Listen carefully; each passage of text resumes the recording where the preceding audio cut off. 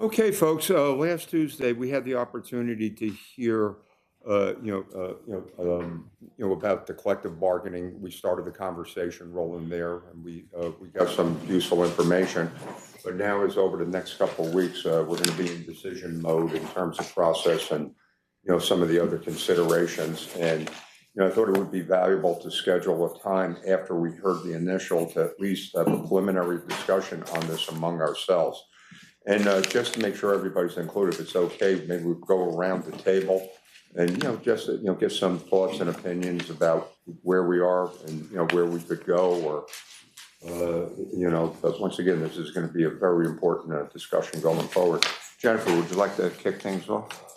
Sure. I pulled up my notes from the public hearing, trying to hear themes about some of the arguments for having collective bargaining and some of the arguments against. And I think some of the strongest, most consistent arguments against collective bargaining that if we can answer, so in terms of trying to bring the community together and finding common ground, questions that I heard repeated are, what problem will collective bargaining solve? So in what way will collective bargaining be different from what the city is already doing with its management practices? And in what way will the budget be impacted? So I know that I've heard public concern about collective bargaining will then mean losing control over the budget. The city council and perhaps even the city manager will lose control over the budget and will lose control over policy making. And so I think that if these issues can be addressed and clarified, it could be a nice way for us to move forward to see that this is something we can do. Okay, and thank you. Hutch, Hutch, could you do me a favor tonight? We're giving a special recognition to fallen firefighters. Would you be so kind to do the proclamation? Sure. Okay. Be proud to. Okay, thank you. Thanks. I think I'd like to just defer, if you don't mind. I'd rather hear what everybody else has to say before I say my piece. Okay, that'd be fine. Josh? Thank you, Mr. Mayor. Hearing what we did on Tuesday and thinking about this issue, I've had a couple of questions and concerns that really just needed to be addressed. And I'm hoping we can use this as a forum to, help me understand, help everybody understand, because there is a concern that, and we heard it loud and clear from the public, that that we shouldn't have our hands tied when it comes to budget making, appropriation making. And I know we've got the Virginia Code that sets forth the collective bargaining, option for localities. It's section 40.1-57.2B. And it says, no ordinance or resolution shall include provisions that restrict the governing body's authority to establish the budget or appropriate funds. I'm wondering how that reconciles with a labor agreement that may include a binding arbitration provision. So, any budget is a collection of choices. So if we have commitments that we make in a labor agreement, and because of changed circumstances, for whatever reason, we find we can't honor those commitments, but we decide to fund a road project, or we decide to fund MOCA or a festival or God knows what else, how we're not hauled in front of an arbitrator or a judge to say, well, you decided you couldn't meet your obligation over here, but you met it over here. You made a choice over here. So my question is can we be forced to spend money? And obviously there's setup costs involved, but if we get an arbitration decision or some other kind of decision that impacts us or could potentially impact us financially, do we have to accept that? Can we reject it? What in the contract is binding and what isn't? So that's question number one for me. Another question I have is what protections the locality would have in the event of a change in the law. So right now, state law provides that it's illegal to strike, and if anybody does strike or a sick out happens, there's a 1-year bar for public employment. And I just read to you the code section that says, that preserves our budget making authority. So what happens if that changes? Would a change apply retroactively to an agreement that we're currently in? Would it apply to a new agreement should one be renewed? Do we have any flexibility to withdraw? Another question I have is what protections would we have in the event of changed economic conditions? If, God forbid, we were to experience another pandemic, a terrorist act, or just a recession, are there mechanisms available for us to come back to the table and renegotiate terms? I think everybody needs to maybe be a little bit more clear on what the process is going forward. So I know there's a yes ordinance that authorizes the manager in the city attorney's office to proceed and draft yet another ordinance that would provide the framework for what collective bargaining could look like. And that would be subject to negotiation. Then there would also be a labor agreement that would be subject to negotiation. So I think we need to be clear on what the process is going forward.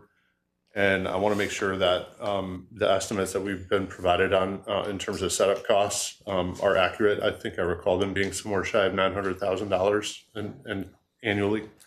And I took a look at, No, I think is that 900,000 annually, or was it about 400,000 one-time costs and about 500,000 annually? And that varies depending on the scope of collective bargaining. Okay. So if it's like one bargaining unit or more, it could impact that cost northward. Okay.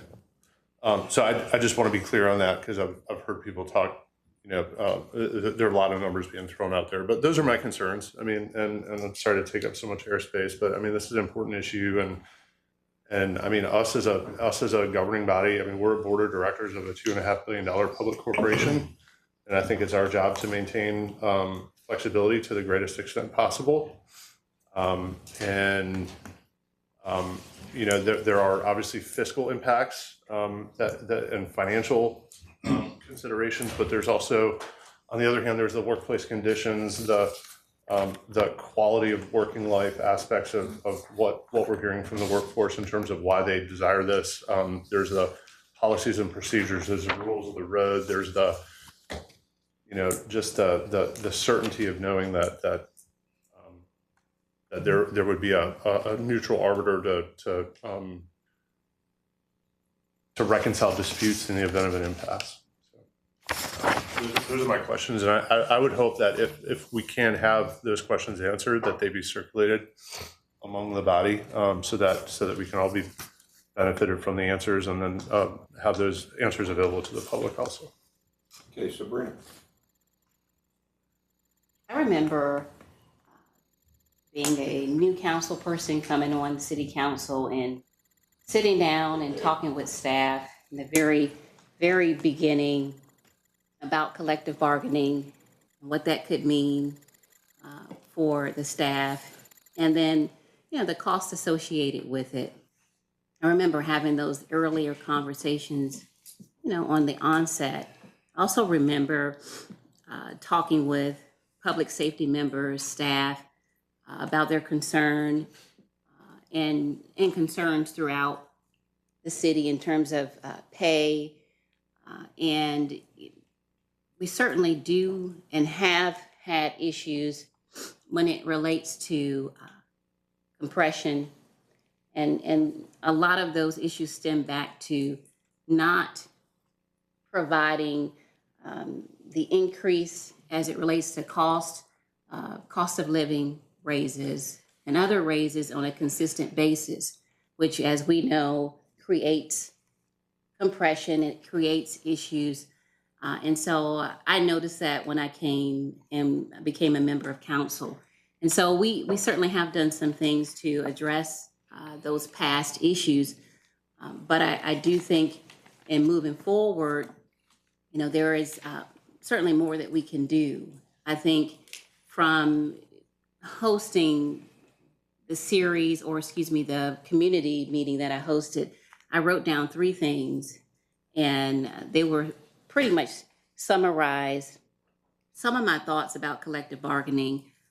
First, it's important to provide details about how much collective bargaining implementing it would cost. And so from a lot of the citizens from that community meeting, I talked to quite a few who were interested in making sure the people who work for this city have certainly a livable wage, a competitive wage, but their concern was, how much is it going to cost? What's the cost on the onset of implementing such a program? 2, collective bargaining has a human face, and we know that. We saw many of the members come out, employees, staff, come out to talk about what collective bargaining would mean for them. And I think it's very important, and we have some folks sitting here today who are here who are advocating for collective bargaining. So it's important to know that there's a human face to this whole discussion, and it impacts lives. And so in that, I know that I've talked to many folks, staff, who've had concerns. And so I know that there's a human piece there, and it's important when we look at this issue to understand that human piece, and that as an elected official, I will say, I'm an elected official, certainly happy to serve, but I also understand that the folks who are asking, the staff, public safety, who are asking for this, they are the folks who do the work. And so it is important, when I think about collective bargaining, to make sure I'm considering that they do the work. And without them, we would not have as much progress that we have in the city. So certainly respect that human piece, and the fact that our staff and public safety, they do the work. And so the last point I would say, certainly there are diverse perspectives that was brought out during the community meeting that I had. You had different sides, different perspectives, different facts on both sides. And it's important to the bargaining, what it is, and frankly, what it's not. And so I certainly have been a supporter of collective bargaining and the staff and their concerns, and I've heard their concerns, and I'm supportive of any type of program that is going to help staff get their concerns out, to have an advocate, to ensure that they have parity in terms of pay, to make sure they have a livable wage, they're able to sustain their families and to live in this city. And so very supportive of that. And as we move forward, I think we do need to get into the details, understand the details, and how this particular decision certainly can impact the city. So we need those details. And also we should look at some of the other cities like Portsmouth. Portsmouth has agreed to collective bargaining and see how they are working forward to implement that process. So those are some of my thoughts. Thank you. Thank you, Sabrina. Barbara? Well, I think all the things that have been said, it's pretty much put everything on the table. And if you answer all those questions, there's probably pretty well covered it. But I'll just say in trying to answer those questions, I just feel like this is an extremely important step that we're looking at. And we have to make certain that if we do go forward, we've got it right, because I think once we go forward with this, there's no turning back. And I think it's such a broad change that we really need to be absolutely certain we've got all of the issues. But I would like to know what are specific things that we are not doing now that we need to do, because I know that over the time that I've been on the council, every council I've ever belonged to has been greatly concerned about our staff, has wanted to do everything we possibly could to make working here the best job. For a time, we had as our policy that we were going to be the highest paid in the region, and somehow or other we slipped away from that. But I think that there's no doubt that the council now and the councils in the past have had great concern for our employees, great respect for all the work that they do, and we certainly want to make sure that we are doing what we can to make working for Virginia Beach the best job you could get. But what are we not doing that has got us at that position, and what can we do, or what could we do with collective bargaining to cure those things that we're not doing now? Okay, Worth? Thank you, Mayor, and I agree, Mrs. Henley, that this is a big decision for this body and for this city. And Councilman Schulman, you summarized some questions that I have that I'll summarize here in a minute. There's 5 areas that I'd like some more information on, but in general, we were elected to make decisions for the best interest of our city. And so under that, under that question right there, what were we elected for? How do we compete with the private sector to hire the best employees? Private sector, you have the right to belong to a union. And public sector, this is the question on the table, collective bargaining. So I think we need to take that into account. We compete with other cities, we compete with the private sector. We're understaffed in police, fire, EMS, other areas of the city. So I have concern, how we compete with the private sector to hire the best employees. And I would like to see more comparison of salaries and benefits across the board and in all areas. So the 5 areas, the binding arbitration, yes, that's a big question in general. How binding is the arbitration? Who makes that decision? I've had some conversations with parties on that, but I'd like to have more of an official description on the pros and the cons, and maybe that's a part of the agreement. What happens if strikes are allowed? I'm told it's only one, and one size doesn't necessarily fit all. It perhaps is not, but a little bit more information on that. A big decision, no doubt. Thank you. Chris? Thank you, Mayor Dyer. So I guess first is I don't think we've had sufficient public input for something like this. We've heard from a minority, on both sides, a minority of residents and a minority of employees, depending on who you ask.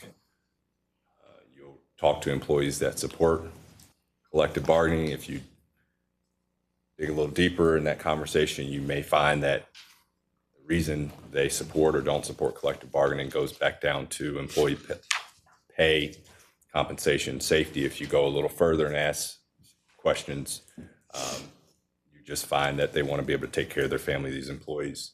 Last week, the city manager, we had an exchange, and I was surprised. He said we couldn't afford to, I guess, option A when the previous council looked at the 3 options that were given based on the step plan. And the city manager also stated that if we were to do a market survey salary, which I think would be prudent if we don't know where we stand in terms of pay in the private sector, as Councilman Remick brought up, an organization, a corporation would not go down the road of making policy if they didn't understand where they currently stood, the current state of pay. And so we have an opportunity here as a council to direct the city manager and his staff to provide an updated market survey salary, which I don't know why we wouldn't want that if we don't know where we stand. And the manager's on the record last week stating we don't know where we are. He directed his staff to do a fire staffing assessment. And so I would love to have an assessment of where we are as a complete staff, because his statement that if we were to, Mayor Dyer, if we were to initiate a market survey salary, it would send the message to staff that we were going to do something. Well, that would be my intention, to send the message that we are going to do something because, again, when talking to these men and women that are serving all districts, all communities, the resort area, the question I get asked in the public is how can we afford this project? How can we afford that project? How can we afford that investment, but we can't afford to invest in our staff? And so I don't think it is a matter of whether the previous council or this council cares for people. But there's an old adage that you put your money where your mouth is. So if we are concerned about staffing, if we're concerned about retention, if we're concerned about compensation, I think the first step before entering into any bargain or negotiation would be where do we stand at current state? And that's further evidenced by a report that we received in our April 12th packet in response to questions about the fire pay. And immediately, within a week, we received an email from Max Ganano. It's a public email stating that the numbers we received were incorrect. So how do we make decisions if we receive information from staff, which I take to be correct? I don't think they would be misleading us. The manager would not give us information that's incorrect. But we have one of the leaders of this initiative for collective bargaining, Mr. Ganano, writing to us that I'll just quote, most notably, it is disingenuous to talk about the pay for a position when it is calculated differently between the cities. So are we comparing apples to kiwi, or is it apples to apples? I don't know. And so I think the first step is where do we stand? There is disparity amongst the workforce. Just go ask them, stop at a Wawa, stop at a 7-Eleven, go talk to a public utilities worker, find out if they're happy working here. The answer I hear 8 out of 10 times is, yes, I'm happy, but I'd like to get paid more. Yes, the step plan was good, but, and so I think the first step is where do we stand, and we don't know today. So thank you. Michael. Thank you, Mayor. I'm just really listening to my colleagues today as we listened to the community last week, and we'll hear from them again next week. So I think I'll defer as well. Okay. I got a chance to listen to several groups. One group called me and said, we'd like you to meet with 2 of us, and it ended up being close to 8 people. But the point was I was able to at least hear some of their concerns. And I brought up certain things to them because I brought what was given to us during the presentation. And I mentioned about the potential options and went down the whole group about these and got some answers from them. One that seemed they weren't too happy was where it says formalize, meet and confer or expand city employees committees. We went also over the numbers that have been given us. And again, I heard they were inaccurate.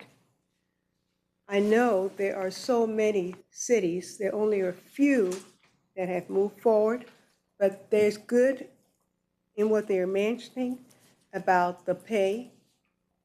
A lot of my concerns was the flexibility.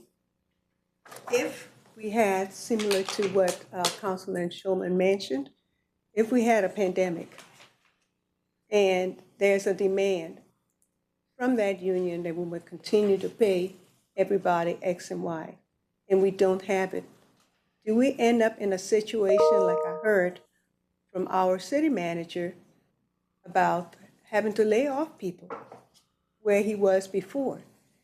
We are a city that try not to lay off people as the best we can.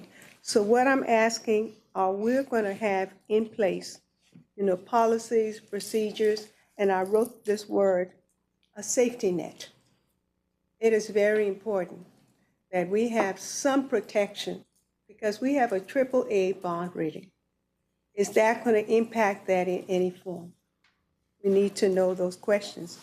We need to, about the binding arbitration and getting legal people involved. We'll have to pay those attorneys. I know one person mentioned in one of the meetings that our attorneys already have had training in some form of this union arbitration. Do we use those people and spread them a little thinner, or do we need to bring on additional people to make this happen? Another thing that was important, I think I've mentioned, the safety, we've done the steps, but what protection do we have for the city? Like I saw another city recently, and they said, oh, we're watching you all with this. Are you ready to go bankrupt? Another group says, you know, this is so important for your citizens, because this impacts not only one group, it impacts across color, across ethnicity, and sometimes you will have people like a teacher not treated as well, and they don't have anyone to go to. So of course I went and talked to the teachers. I could talk to one of the school board and said, how are you on this issue? And they said, oh, we're not touching this yet. To find out that their board has to approve for the teachers. So we are in almost like a test, like you saw a head trial test that they're doing in this other of making these decisions. And the most important part about it is that we do it right. Because it's sad as people become a little bit more aggressive. You got to do this. We want people to calm down, give us a chance to look at it. This is why no matter who have talked to me, I said I had not made a stance because I'm learning. I'm educating and I'm writing the pros, the cons. We're aware people need more pay in some areas. We have taken a step. We meet and talk with some people on the street, and they said, we love working here. We've been 20 years, 30 years. But the main thing, like Councilman Taylor mentioned, taking care of their family. So how can we come to a compromise with our city if we move forward on this? And we want to be not biased about certain things. Because some people feel, well, my hands are tied, I'm here now, I better move forward. But we don't need to have that kind of feeling. We need to be comfortable that we're going to address this for the best of our citizens, for the best of safety. The fire, we've realized several things has happened to them, but we've also taken steps to prevent. So it's bringing everything to the table and looking at it. And it's a stance that I'm taking, just listening. So by April 30th, I can make my vote. And for the public to know, nobody has paid me to make any decisions in any way, because I've heard all of that. We're just moving forward, we're listening, and if I'm comfortable with what I'm hearing, I'll move forward with it. But give me the chance. I've read books. I've even got a chance to talk to other, city people. But those are my concerns, is that we have a safety net in place. We are flexible on both ends, because we have to compromise with union, with city council people to come to a decision and not just be pushed. We cannot do this with fear, but being open, because this not only affects us, but it will affect the generations to come. Whatever decision we make, it impacts many others. Thank you. Rosemary. I think we have before us a real watershed moment in the life of our city. This end of the table has been on the council the longest, and we've seen a lot of things happen. And one of the major things that we've been able to do with our city is to have flexibility, because things happen, things change. We had the Great Recession of 2008, and other cities around us were laying off people. Now, we didn't give any raises, but nobody lost their job. And our employees really, really were happy that everybody got to keep their jobs. And we had to do that for a couple of years to do that, to keep everybody the same. And with the pandemic that we all just went through, nobody lost their jobs. Now, we've also had to be flexible when things happen. We have emergencies come up. We have storms. We have, all of a sudden, we found that we've had things that we have to act quickly on. We have to have the funding and the flexibility to do that. There's only one person at this sitting at this table that has experienced collective bargaining. And I think when we're ready to hear from you, Mr. Dehaney, your experience in Pittsburgh, Cincinnati. Sorry, I have Pittsburgh on it. Cincinnati is going to be really, really important to us because one thing I know, he had to lay off 1,700 people because the collective bargaining, the union folks wouldn't compromise on their raises. Tell me if I'm speaking out of turn. They wouldn't compromise on the raises, so he had to lay off 1,700 people. They lost their jobs. I think eventually he got to bring them back, but it wasn't right away. And that hasn't ever happened in this city. We are one governor away from them being able to strike. I've been in New York City where the trash has been piled up on the sidewalks because they were on strike. We've seen on television where teachers have been on strike and couldn't go in, didn't go into the classrooms. I would hope that would never happen in the city. And then I have always been extraordinarily supportive of our personnel. When I was on the school board, I was always there, from the cafeteria workers and the bus drivers to everyone, teachers' aides, because they're the ones who get the job done. They're the ones who make us look good. And the same thing in our city. And I think we've always tried to do the very best that we could. We had compression as a problem for years, and we kept throwing millions of dollars into trying to fix compression. I think we finally did the best we could with the step plan, and you said that it was not going to be over, that we're going to have to continue to do that. And that's what we've continued to try to have the best that we could do for our employees and have the best working conditions. Now, can we do better? I think we probably can. Speaking with Mayor Alexander of Norfolk, who, of all cities, you would think that they would have gone with collective bargaining, but they looked at it really hard and they decided to do the meet and confer.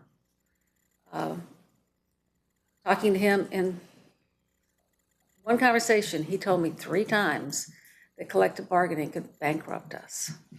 That's kind of a scary thought, especially at the time we have got so many needs in this city. We're looking at how to save some money so we can get our roads built, our schools done, flooding projects. A great article in the paper today about the flooding projects and how they've doubled in price.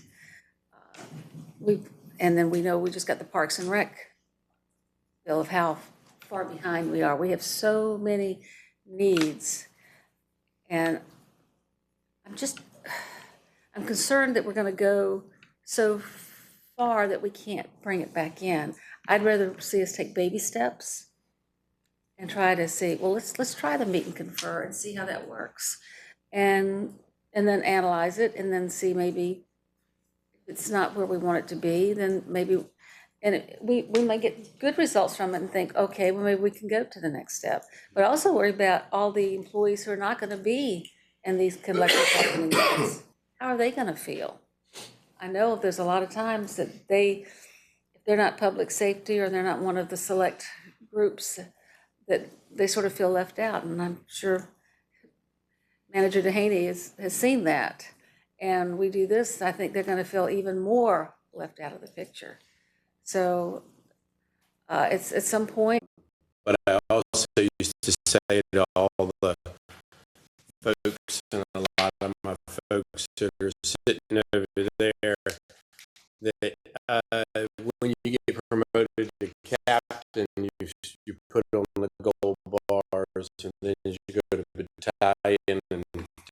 Patrick and on up. It's easy if it's everything is black and white, right? It's real simple. You don't really need the officers. You wouldn't really need us. Patrick and the folks would run it and we'd be just fine, right?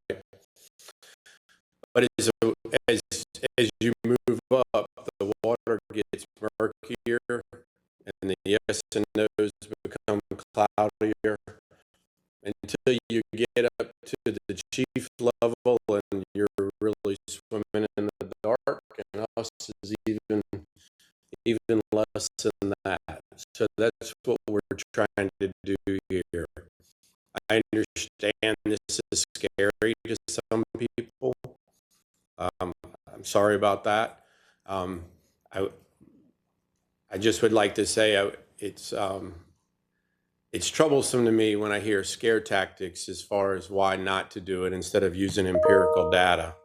So I'm going to go through a few things here, some of what y'all have said and some of what I've put together. For transparency, I was raised by a longshoreman, ILA 970. My father-in-law was Bell Atlantic, both for 35 plus years. They weren't rich men, but we grew up in Woodstock. So the notion that that's going to make a big difference is just that, a notion. My father-in-law ended up retiring to the Eastern Shore for the rest of his life. So, it's not a money grab here. It's just not. But anyway, I'm gonna go through a few bullets. As Chris has said a few times, Councilman Taylor, just give me a few minutes here. I'm gonna be a minute on this one. It's that important to me. One of the studies from the Human Resources group, I'm sorry, I don't have the exact title, but it's not our Human Resource, but the Academy. Thank you, ma'am.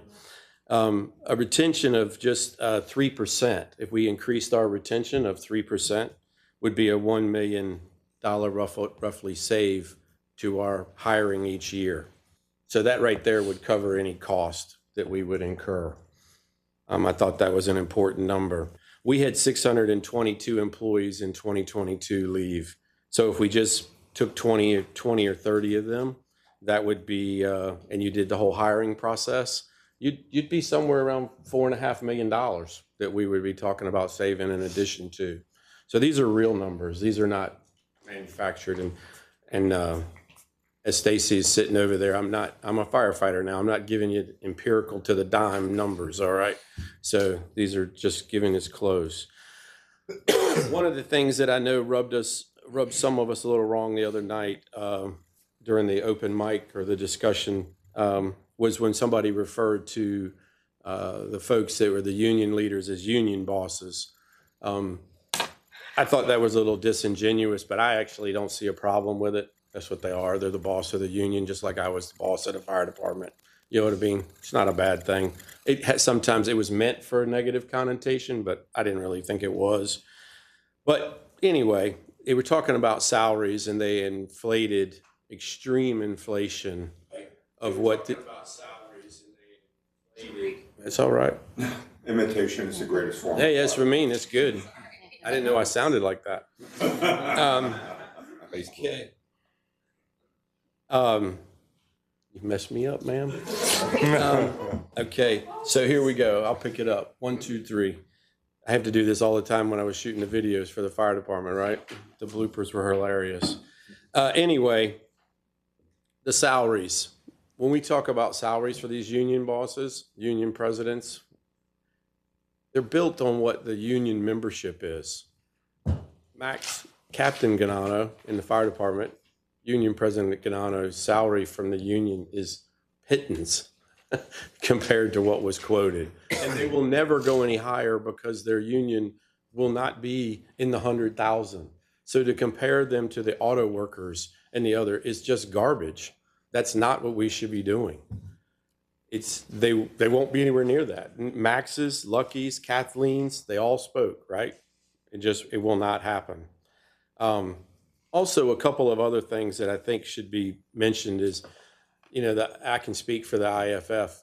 is they also employ a cancer doc, and he's not on there to do litigation. He's on there to help do cutting edge, like the gallery test that we paid for and we're so proud, to be a part of. So there's a lot of good that comes out of this. It's not all money. The other thing is that this is a big one for me, is that what ends up happening, and a lot of the numbers that are thrown out as red meat, is that, GM and Ford, they pay their COO $27.5 million, and you got a line person that's making $40,000. Well, yeah, that's going to cause a problem. But there's nobody in the city's unions or any of them, I don't care what city you go to, that's going to make a comparable salary to the city manager or to the fire chief or the police chief or anybody else. It's using a very different, as Councilman Taylor said again, that is definitely, I hadn't heard kiwis before, but apples and kiwis, that's not even apples and oranges, the difference. The money is not the same. It's not what it is. So please don't mix that up.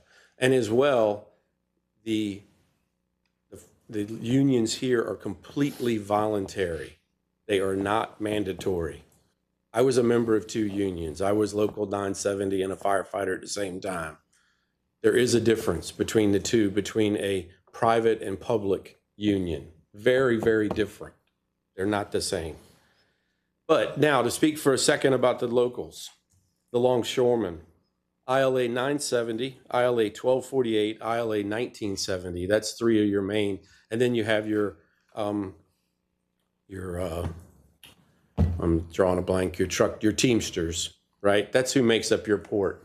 That's well over 5,000 people, y'all, that live right here in your town. And I'll tell you this, a large majority of them are Republicans, and they're in a union. So I don't understand the extreme bipartisanism that this is bringing. It kind of befuddles me. I have more family, and yes, ma'am, there is more than one person here that's been a part of collective bargaining and the contracts. I was there part of it for 5 years. So I've seen it. I don't understand how at least 70% of Local 970 lives in Virginia Beach or Chesapeake, the 2 cities.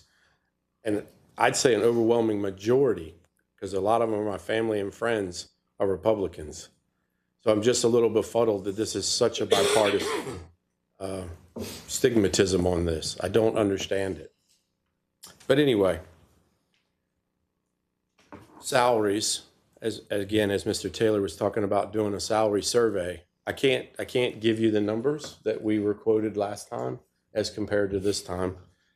But I can tell you, if Virginia Beach, and I'm using the fire department stats that Captain Ganano gave us, and even if they're not 100% accurate and we're using slightly different hours and stuff like that, you could adjust minuscule one way or the other. Virginia Beach is still not anywhere near number 1. Not even close. Okay, so who's that fall to? A man at the open mic spoke about leadership, and he was kind of talking about the directors, and it struck me as kind of odd. It was like, okay, the leaders of the departments are certainly doing their job. That leadership falls right here. That's where that money comes from. That's not coming from the directors. So I don't know who he was talking about necessarily about leadership. It was a bit confusing to me. But the bottom line is that if it's going to come from anywhere, it's got to come from right here. And that's what I would argue is that collective bargaining does for us, is once every 3 years or so. And I'd like for you to speak about that if you're going to speak about the other stuff, about what helps with the contract, is that you negotiate one time every 3 to 5 years, depending on what you want it to be. So it's not any more work, it's less work. And when the contract is set, it is set as far as what the amount is going to be. And it's normally not some outrageous amount of money.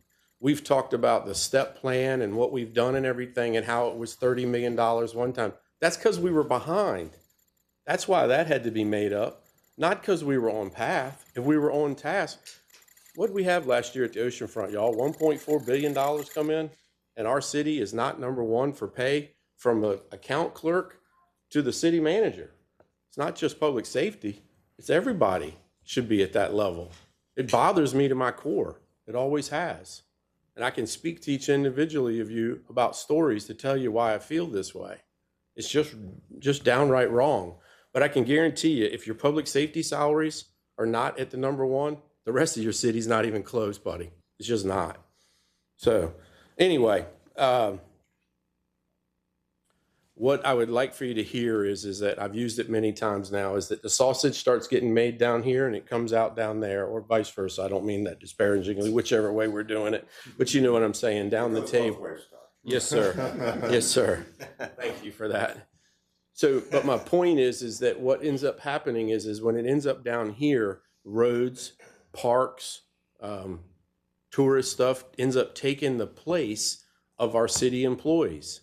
So that's why I'm saying if they get a seat at the table at the front, then that will not happen. It will take care of that process, because here, inevitably, there's a dedication, there's a park, there's something that gets in the way of giving our city employees or keeping them at number one. I know we've said it, we were during my career, but we haven't been for a long time.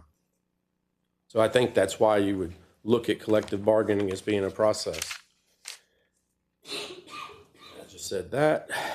I've heard about strikes and stuff like that. You know, we could do a sick out right now.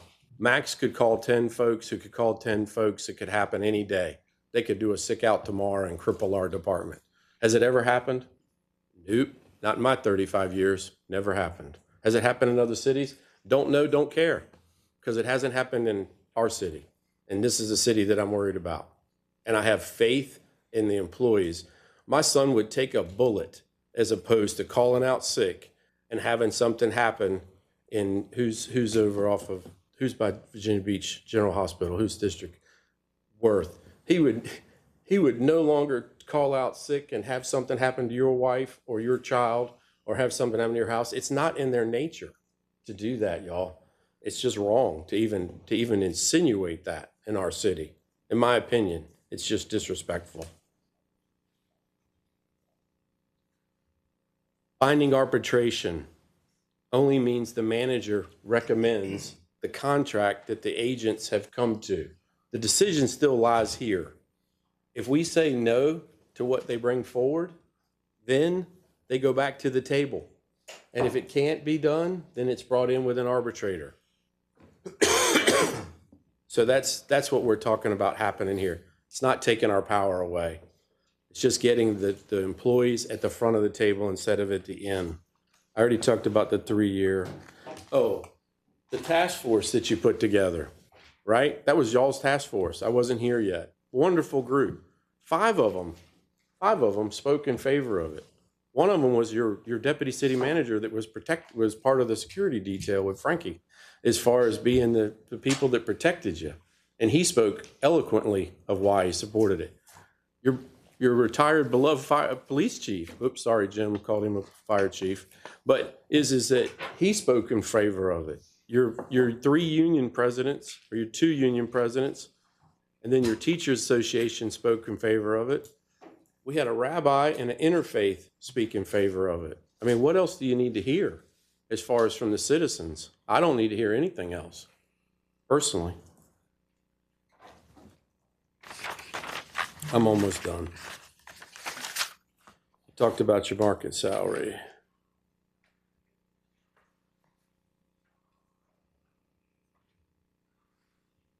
Last thing, well, couple more things. One, meet and confer. We meet and confer right now. That's what we do. We are doing meet and confer right to this day. All Max does is come to each one of us and try to get us to agree on adding some money to something or getting something done.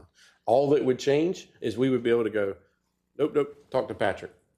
And Patrick would do it and have to bring it forward. And then if Patrick didn't want to bring it forward, it wouldn't, and then Max would go back to talking to us. It's not a clean process, y'all. It's dysfunctional. It reminds me of a small town way of doing business instead of a metropolitan city, which a lot of us don't believe we are, but we are. You know, so that's why I'm dead against meet and confer and will not vote for it if it comes down as an option. I'm saying that up front. Lastly, a couple other things that were said. y'all can help, I know the answer, but I'm gonna ask it out loud. During the pandemic, did we lay anybody off? Did we cut anybody's salary? No. Okay. It was a damn pandemic, y'all. So can we stop talking about downturns and negatives and everything else? If we have one, there'll be a decision made to go to arbitration or have a discussion. But in our recent past, I don't even know how long back we'd have to go. We've never had it happen where we didn't. But if we did, and we've operated in good faith up until that point, I don't know why they wouldn't operate in good faith after that point. So to talk about all that, I just don't agree with it. And then you can say, can we do better? Well, yeah, we can do better. We could have kept us in the front the whole time, but that hasn't happened, which is why when this body leaves, the collective bargaining will be in place to ensure that we really do care about our employees and we're going to move to take care of them. So, and then other cities, bringing up other cities, very different than what I've heard from Norfolk. What I've heard is that it was not as unified front as far as coming forward to have a discussion about it. And I've talked to, I'm not going to name the names, but I've talked to 2 or 3 of in their upper level that said that was the reason. They didn't feel it was put together as well as what we've had put in front of us. So thank you very much for hearing me. Patrick, any comments? Mr. Mayor, members of council, I'll just answer the questions that was posed to me. I'll say it's a council choice. There's pros and cons to it. There's opportunity cost to it. It's why you all get paid the big bucks and why the people elect y'all to be the antennas to represent the public. You all are stuck with making these very difficult choices. There's pros and cons to it, right? It's hard for me to predict, does it cost you more? Because I don't know what we would negotiate and what y'all would approve in a contract yet. And from my time in Virginia Beach, y'all have been the most generous council I've ever witnessed in terms of your resources that you give to your employees. And I'd say that to anybody. I would say that I think this council is generous in terms of what it gives to its employees. Yeah, I do. From my time I've been here, I've never seen, for example, the pandemic year, no raises were given, right? And then the next budget I worked on with this council, the council gave several bonuses throughout that year, then gave an 8.5% increase to public safety and a 5% increase to our general workforce. And after that, it funded a market salary survey and then implemented a step plan against my recommendation, right? This council, when it wants to and when it has the resources, is pretty generous to its employee base. I think the council is faced with a tremendous amount of responsibilities and obligations that are limiting that ability right now. For example, flood protection, stormwater, school modernization, a whole host of other things that are competing for the resources that you all have to put towards a myriad of different resources. Collective bargaining does limit your flexibility, right? Currently, right now, we enjoy the benefit of unilateral decision-making. Councilmember Hutchison is right. We do meet and confer now. Max Lucky can say, I meet with them and I listen to them, I hear them out. You know, and if I think something's a good idea, I bring it forward. If I think something's a bad idea, I don't bring it forward. They meet with you all and they articulate their concerns as well. What they've articulated to me is that they would like to be able to make sure that their words matter and gets indoctrinated in some kind of agreement that is memorialized and we all have to stick by, right? If you take collective bargaining, you do limit your flexibility. The vice mayor mentioned the situation in Cincinnati. Cincinnati had probably 9 or 10 collective bargaining units. When it was time for us to navigate the pandemic and there was a need to not activate the raises that were required in the contract, we had to go back to the bargaining units, and the bargaining units decided, which is their prerogative under collective bargaining, to vote in not taking those pay cuts, right? So we had to balance a budget. We're required, like Virginia Beach is required to balance a budget. So we had to balance a budget and we had to lay off the staff. To Councilmember Hutchison's point, there's a certain benefit that you get with collective bargaining as well. You get stability, right? Every year, you all get inundated. I get inundated from Max, Lucky, and a whole bunch of other labor associations asking for raises and asking for plus-ups to the contract or asking for plus-ups on pay and benefits. If you're in a collective bargaining, you can tell Max Lucky, whoever, see you in 3 years. We already agreed to what we were going to agree to. When that comes up for negotiation, you can negotiate it. It's pros and cons. Council, you got to balance where you all feel you all should go on this one, but Mark and I will always be here to answer any questions that you all have, to kind of make sure that y'all are eyes wide open as much as possible with whatever y'all decide. Okay. Chris, did you have something then, Hutch? Yes, just for the manager. Mr. Manager, how many employees were in Cincinnati versus Virginia Beach? About 6,700, and there's about 7,500 here. What was your total budget during your time? Cincinnati didn't have schools, so it's probably about 1.3 billion was the city budget. About half of ours with It's no the same. schools, because no schools. It's the same as ours. So schools is about, so we're 2.5, so Cincinnati's about 1.3 billion. Schools were a separate independent agency. And then total population for Cincinnati? The city internal city was around 330,000, but about 3.5 metro. All right, thank you, sir. And then Barbara. So, Mr. Dehaney, and Ms. Ross Hammond, this is for you, because you were saying about what he had asked you, so you'll see here in a second. Is that money, when you were talking about how good the money was right after the pandemic, was that because of ARPA funds that we were able to do some of that work? ARPA funds did the one-time bonuses. Okay. ARPA and CARES Act money did the one-time bonuses. I think what happened was, because of this council's foresight, anticipating the pandemic, the council froze CIP projects, made reductions, and made cuts, not knowing what the world would give, right? And then once we realized the ARPA funds, and then at the same time as well, I think we started being able to collect online sales tax or something like that. Those fiscal decisions on top of those create a period of time when the council had the ability, because of inflation, to reduce taxes and create significant surplus in dollars. And what the council did was they put it in their employees. Okay, Barbara. We keep just talking about salaries and a step plan and so forth, but there's a whole lot more to being employed for any company or the government than salary. Can you give us, and I guess it varies depending on different positions and different departments, the breakdown of how the salary is. And then, of course, we get the benefits. And I know that this will be, I guess, the second or third year that we've kept the health insurance. We've picked up the difference so that there's not been an increase. So what about insurance, health insurance, life insurance, retirement? And I think different departments can retire at different points. Can we get an overall breakdown of all of the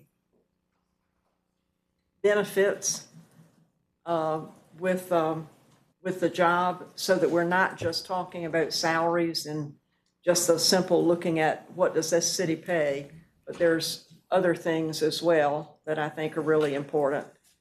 Yes, we can. And there's also a lot to do with under what circumstances could someone be let go with the government that's different, I think, from private sector. Private sector, we had a bad year, I'm sorry, you've got to go. I know how that goes. So I think there are a lot of other things that we need to be looking at as well as just the salary. Okay, Josh, and then Amelia.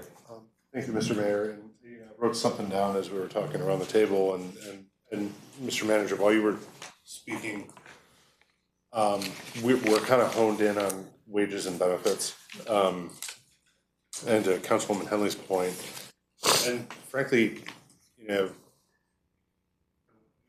communicated to me, reflected by what I've been hearing from workforce, what I've been hearing from the association representatives is it's not all about the money.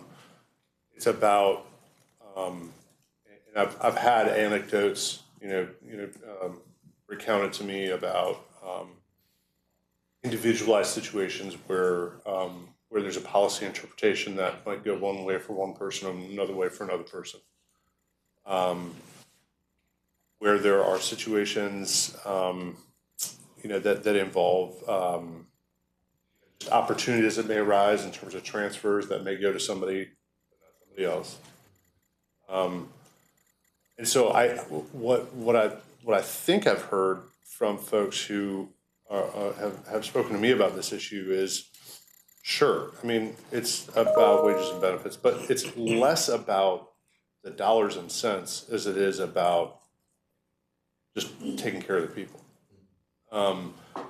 And I mean, I know we bend over backwards. I'm sure we do. I'm sure we try. I'm sure, we every opportunity or every, benefit of the doubt is given, but I get this sense that there is a feeling that there are rules of the road missing somehow. And that, that certainty in terms of, workplace conditions, grievances, some of the quality of life aspects of work are really what they're talking about.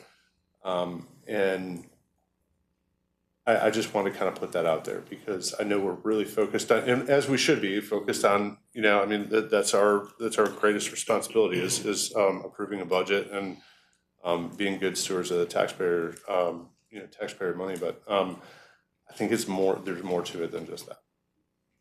Hey, Amelia? Yeah, you picked up what I was going to mention about the quality of life, because I mean, someone gave example of someone being treated one way, but a fear of coming up because they feel there's nobody to back them. But, like in the movies, there's the union that will now come, and they will have that comfort that somebody is protecting them. I know we also have grievances committees here in the city as well. And what else I wanted to ask you, Patrick, you mentioned about the whole system, how we have for doing our salaries, that you will have to put in some other. Can you explain that a little bit more? That one was Councilmember Dr. Ross Hammond. That was related primarily to the old system, right? So the old system is behind the times and would have to have had a significant amount of modifications. The new system that council has funded, we haven't started yet. So if council starts with collective bargaining, we can program the new system for collective bargaining. However, if we start to implement the new system, and if we have implemented the new system and council then says do collective bargaining, we'll then have to go back and modify the system to create different modules for collective bargaining. Okay, and what is a time span? Let's say we went into collective bargaining, but getting everything in place. From what I heard, it will be at least 2 years, not something that will happen tomorrow. Can you confirm that? I think we've seen about 12 to 18 months, right? Like for the cities up north in Northern Virginia, they've taken them about 12 to 18 months from the time council adopts an ordinance directing the staff to negotiate a contract with collective bargaining. It's taken about 12 to 18 months to go through that process. Okay, and if we to adopt this, of course, as I mentioned about the safety net, protections, the ordinance, we need also articles to accompany that, and we will both sit to the table, come to a compromise. And one thing that I'm glad Councilman Fireman mentioned was... I take that as a compliment, man. It is a compliment because you all do wonderful work. But what you mentioned that I hadn't heard from anybody else was the 3 years, the contract. I've met with many, but they haven't talked that 3 years you set something up, nobody else can muddy that water until the next 3 years. That was new. So you see that's why you see I'm collecting information. Thank you. Okay, anybody else at this point? Okay, if I could close out. No, this is a very important decision we have because the decision is going to affect a lot of taxpayers in perpetuity, one way or the other. And let me just say, on July 1st, I'll be celebrating my 20th year on the city council. I was the last of the May elections. And just to tell you a personal story about why I have become a champion, prior to my election back then, I was on a ride-along with the police department when a pizza delivery guy ran a red light and T-boned a car and 2 6-year-olds were killed. And I was on that scene for about 4 hours. I watched fire, police, and EMS, work hand in hand. And it was right before Thanksgiving, and it was temperature dropped. And then after that, we went to Azar's restaurant, and I saw the humanity of all the public service people that were involved, the emotion that they went through. But what I saw at that accident scene was professionalism. And I tell you what, it won me over. And I have been a champion of public service for 20 years. I've been at graduations, I've been at hero ceremonies, retirements, funerals, and I fully understand, what's going on. I guess, what really concerns me, and the other thing I've seen over the 20 years is a seamless continuum of leadership, both with the fire and police. And as a matter of fact, Harry Dizell, when I first got elected, was my mentor, if you know Harry. And, he really took me under the wing and explained a lot of the things that go along. But once again, I guess, the real concern I have right now is the timing of this. As we go forward with one of our most challenging budgets since I've been here for 20 years. And I appreciate, the need to make course corrections. But as I go around, and I talk to a lot of fire folks, I talk to a lot of police folks. I see them. You see the more and more police in the Walmarts now, and you see, the fire department guys coming out, and you talk to them. A great group of people. You take a look at our fire training facility, second to none. And you see all the training that they constantly have to go through and the equipment that they need to do their jobs and to keep them safe. And I think what we're being asked now during a very difficult time is to go into dark, uncharted waters that we're not aware of where we're going to wind up landing if we go ahead and pursue, collective bargaining at this point.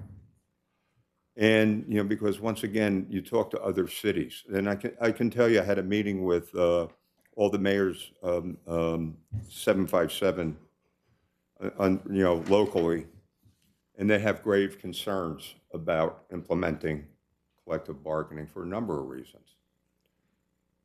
And, but once again, I think we have to proceed with a caution.